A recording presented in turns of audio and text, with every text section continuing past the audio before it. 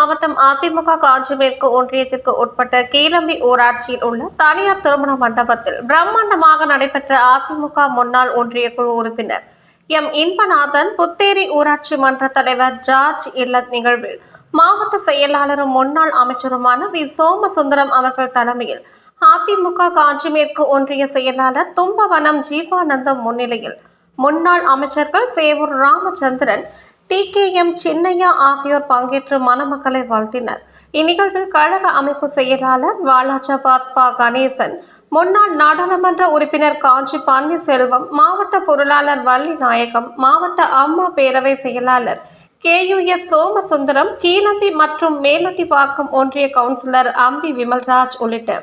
ஏராளமான அதிமுக நிர்வாகிகள் பங்கேற்றனர்.